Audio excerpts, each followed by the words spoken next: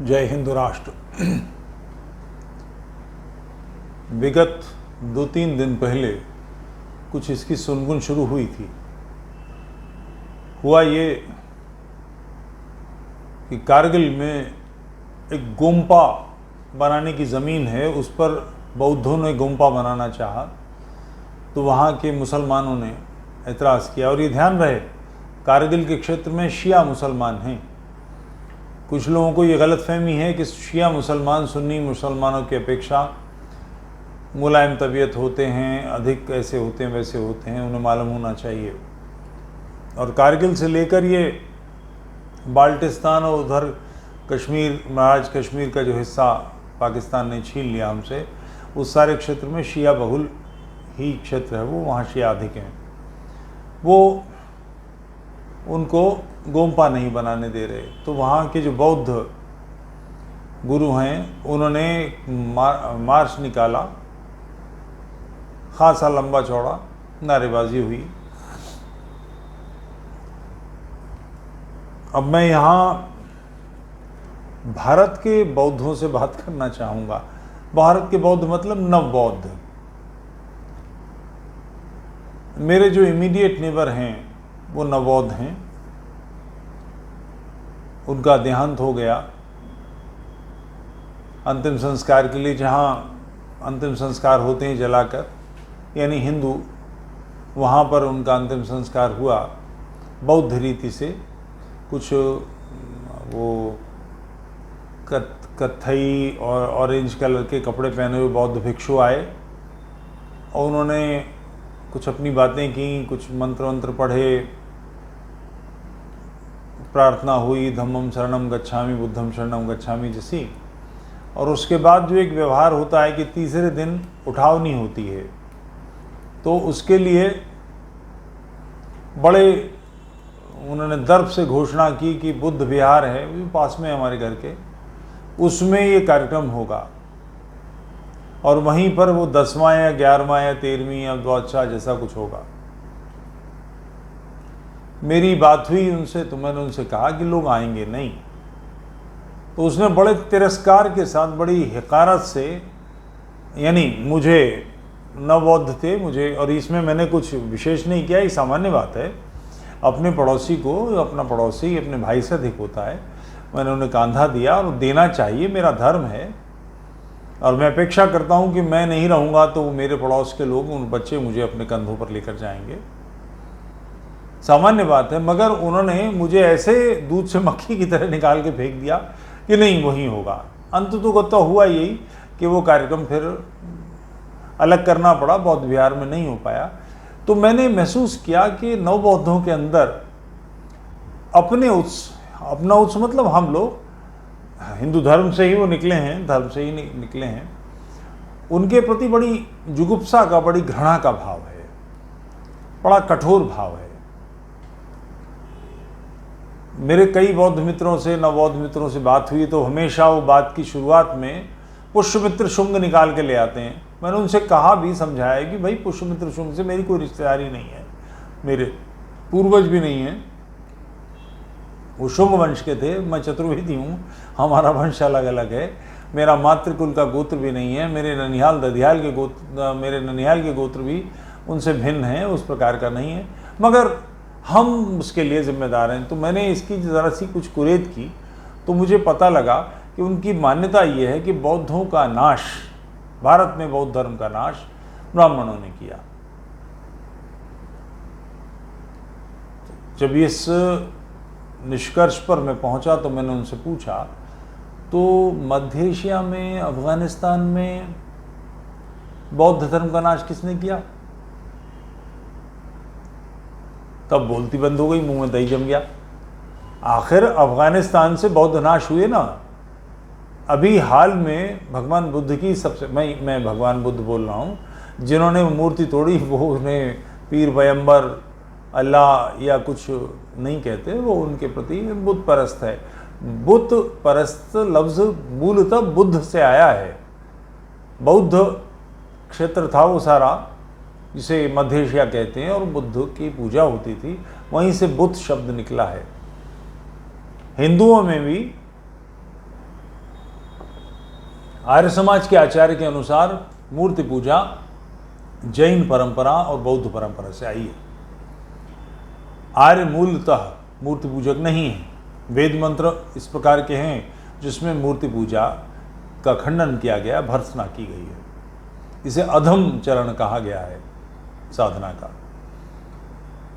बहरहाल अफगानिस्तान में जिन्होंने बामियान के बुत तोड़े, भगवान बुद्ध की मूर्ति, कोई नई बार पहली बार नहीं तोड़ी गई, वो पहले भी कई बार टूटी है। तोड़ने वाले कौन थे? आसपास में कौन रहते हैं? अब जवाब इसका देना न बौद्धों को मुश्किल, क्योंकि वो क्षेत्र पूरा इस्लामी है। तो क्या ये आपका प्रतिस्थापन है, या ये आप बात कहना चाहते हैं कि बौद्धों को अफगानिस्तान के ब्राह्मणों ने समाप्त किया, उसके बाद वहाँ इस्लामियों को बसा दिया? चलिए, अफगानिस्तान में आपकी बात सुन ली, कज़ाकिस्तान, उज़्बेकिस्तान, आज़रबाईजान, जिसे आज सिंकियांग कहते हैं, चीन का हिस्सा, जिसे पहले ईस्ट तुर्किस्तान कहा जाता था, वहाँ तो उल्लेख है। कोरिया का एक यात्री वहाँ पहुँचा है और सिंकियांग में इस्लामी आक्रमणकारियों ने सब कुछ नष्ट कर दिया है, बौद्ध विहार समाप्त हो गए हैं, एक बड़ा डरा हुआ भिक्षु बचा है वहाँ, उसके स्टेटमेंट दर्ज हैं। इस्लामियों ने संहार किया, जिसे आज तुर्किस्तान कहते हैं, ईस्ट तुर्किस्तान या तुर्की कहते हैं, ये मूलतः बौद्धों का क्षेत्र है। आज भी रूस की जो बाइकाल लेक है, जो मीठे पानी की, संभवतः विश्व का 27% मीठा पानी उस लेक में है, उसके क्षेत्र में तानातुआ नाम की एक बौद्ध जाति रहती है जो मूलतः तुर्की है। आज भी बौद्ध हैं। इनका संहार किसने किया? ये भी ब्राह्मण थे। तो कुम्हारन पे बस नहीं चला, गधैया पीट डाली, ये जो कहावत है वो ऐसे ही कामों के लिए। नव बौद्धों के अंदर इतना साहस नहीं है कि सच बोल सकें, और अब उसका परिणाम भुगतना पड़ रहा है। परिणाम तो सदियों से भुगत रहे हैं, अब यहां भी हो गया। लेह में, लद्दाख में बौद्ध युवतियों के मुस्लिम लड़कों से विवाह सामान्य बात है।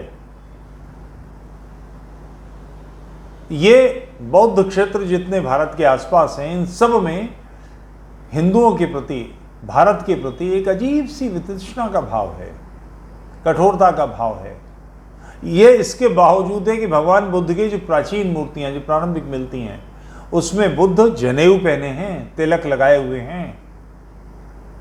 बुद्ध ने कौन सी साधना की, उन्होंने क्या व्यवस्था की, इसके कोई बहुत स्पष्ट उल्लेख नहीं मिलते, मगर वो हिंदू धर्म से च्युत एक क्षण के नहीं हुए, धर्म के मार्ग पर थे, साधक थे।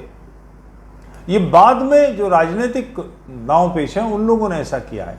और राजनीति करने के लिए बड़े समूह को एकत्र करना तो बड़ा कठिन काम है, छोटे समूह के नेता बनना बड़ा आसान है। तिलक तराजू और तलवार, मारो इनके जूते चार, ये करके आप जाटवों का एक विशेष वर्ग का वोट इकट्ठा कर सकते हैं। मैं चुनौती के साथ कहता हूं, और ये तथ्य है, 1911 में पहली जनगणना अंग्रेजों ने कराई थी। और ये भी ध्यान रहे कि जनगणना कराते समय जो अंग्रेजों का स्थापित क्षेत्र था, रजवाड़ों में जनगणना नहीं हुई है। राजस्थान में, गुजरात में जहां रजवाड़े हैं, वहां गणना नहीं हुई है। बफर स्टेट्स, कश्मीर में, तिब्बत में, अफगानिस्तान में, नेपाल में, सिक्किम में, भूटान में, इन क्षेत्रों में जनगणना नहीं हुई है। तो जिन बहुत थोड़े से क्षेत्र में जनगणना हुई है, उसके बाद सबसे बड़ी समस्या खड़ी हो गई थी। जाटव नेतृत्व ने वायसराय को प्रतिवेदन किया है कि हमें राजपूत लिखा जाए, हमें दलितों में डाल दिया, हम शूद्र नहीं हैं। वाल्मीकि समाज के गोत्र देखिए, क्षत्रियों के गोत्र हैं, इनको जबरदस्ती शूद्र बना दिया।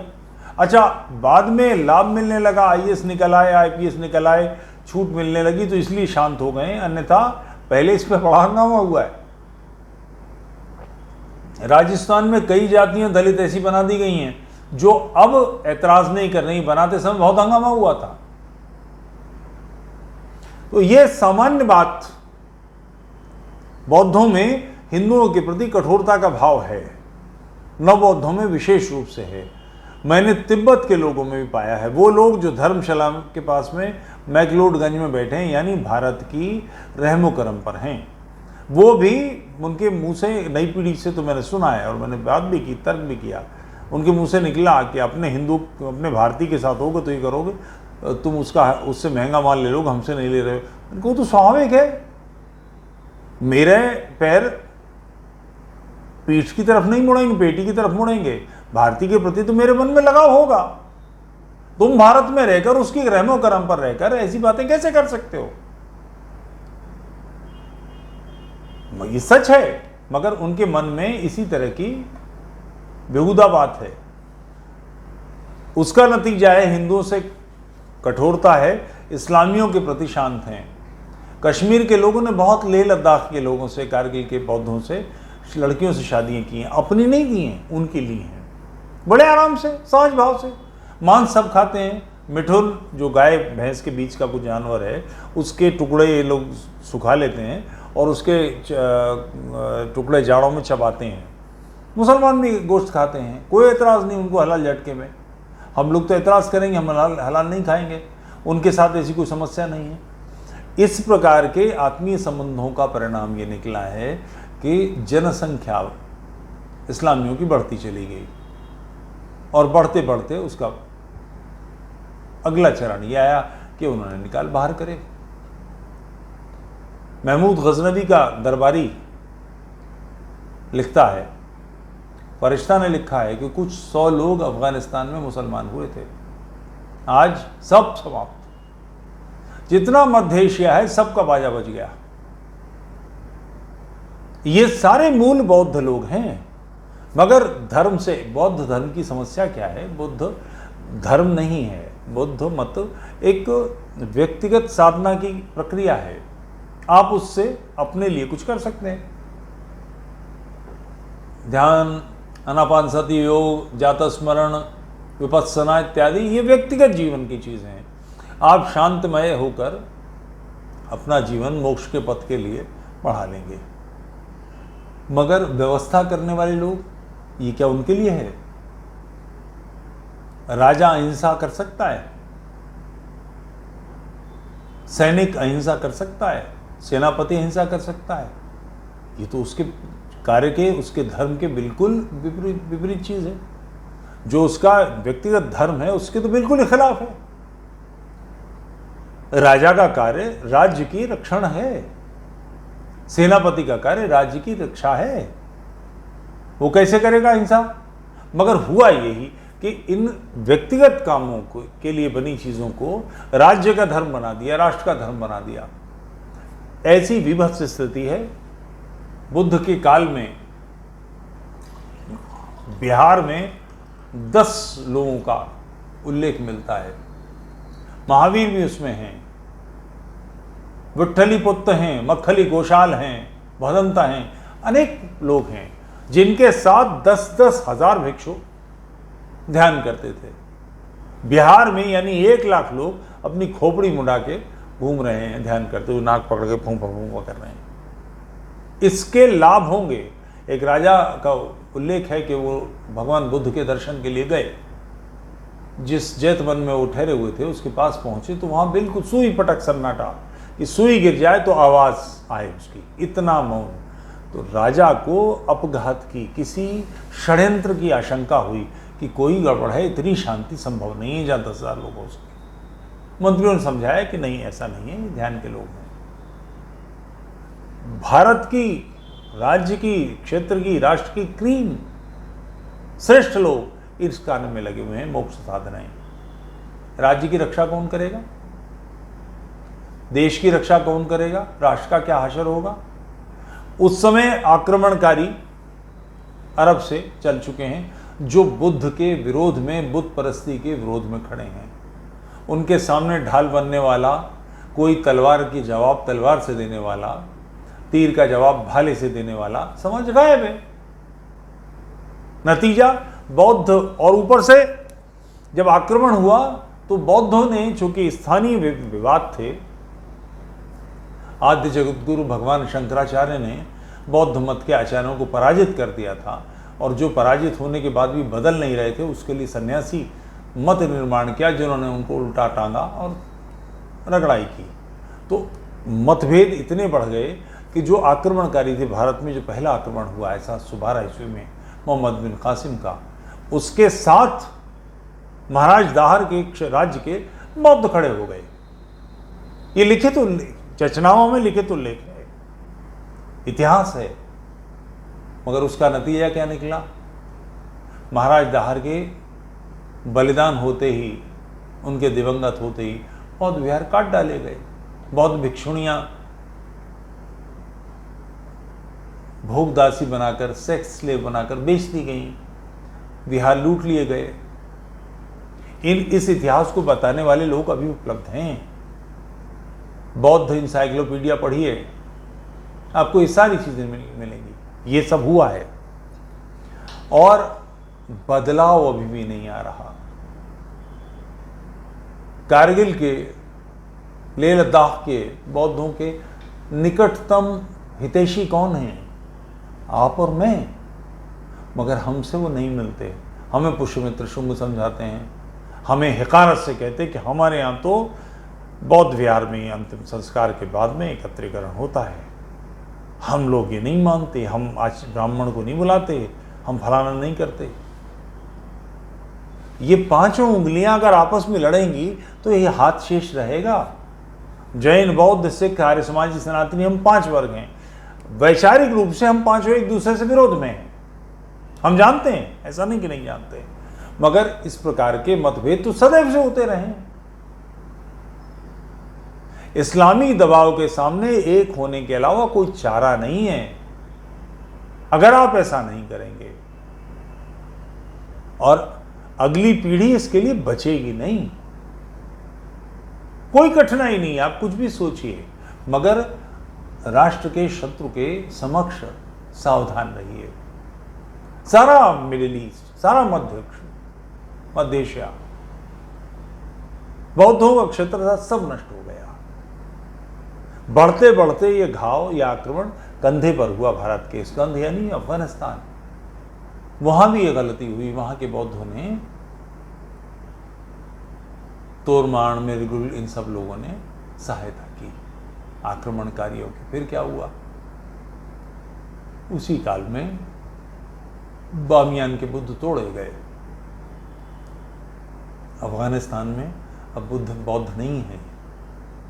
यही बेल्ट बढ़ती हुई बांग्लादेश तक थी। बांग्लादेश की चट्टोग्राम में चकमा आबादी और उस क्षेत्र में यही लोग तो मुसलमान बने थे सबसे पहले, क्योंकि इनके पास अपनी रक्षा का कोई व्यवस्था नहीं थी और जिसके साथ मिलकर इससे संघर्ष हो सकता था उन पर तो पहली लानतें भेज रहे थे, इसलिए एक झपट में मुसलमान बन गए। अभी भी चट्टोग्राम, बांग्लादेश का जो जिला है चटगांव, वो 71 तक तो बौद्ध बहुल था, मार के सब भगा दिए गए। अभी भी सावधान नहीं है। कारगिल में एक घटना हुई है, एक मार्च निकाला है और उसके बाद बैठ गए। इस बात की चिंता कीजिए, आपके सारे खान पान, रीत रिवाज, व्यवहार, लेन देन जिन लोगों के साथ है उनसे आप कैसे बच सकते हैं? आपको पता होना चाहिए, क्योंकि इस काम करने के लिए सबसे पहले आवश्यक है कि आप ये समझें कि शत्रु क्या है। मुसलमान कश्मीर का जो आपको रोक रहा है, ये मुसलमान तो बेसिकली आपके ही पूर्वजों के लोग हैं जो मुसलमान बन गए। मूल शत्रु इस्लाम है, जिसने ये कुफ्र और ईमान सिखाया कि काफिर हमारे इलाके में अब कमजोर पड़ गया है तो उसका गुम्फा नहीं बनने देंगे। आप कहते हैं कि हमारा क्षेत्र है, होगा। आपका क्षेत्र तो कजाकिस्तान भी था, बामियान भी था, क्या हुआ? तो ये आंधी बुरी तरह से बढ़ रही है। इस संघर्ष को लड़ना है, जीतना है, तो अपने निकटतम सहयोगियों को एकत्र करना पड़ेगा। इसके बिना हम बाहर नहीं आ सकते, विजयी नहीं हो सकते।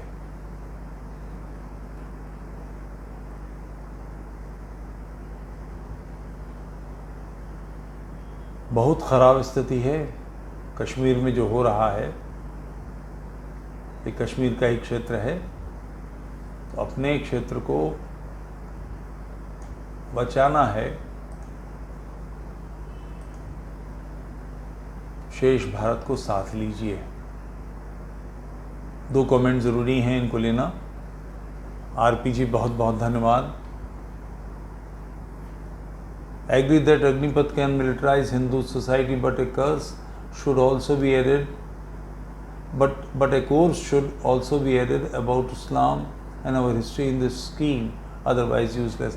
आप ठीक कह रहे हैं, ये बदलाव आने ही चाहिए और मुझे लगता है ये आएंगे। ये मेरे लिए व्यक्तिगत कुछ आत्मसंतुष्टि बाई पी के श्री अनिल गुलाटी जी आपसे संपर्क करना चाह रहे हैं। बंधु, मेरे पास आप तक पहुंचने का कोई तरीक़ा नहीं है, ना अनिल गुलाटी जी का। मेरे ईमेल पर मुझसे संपर्क करा दें।